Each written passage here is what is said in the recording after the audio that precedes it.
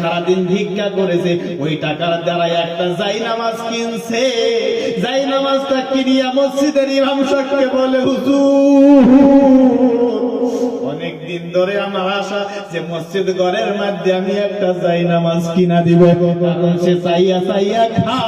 কিন্তু ভাই আমার বন্ধুরা দেখেন আল্লাহর প্রতি কত মহাব্বত।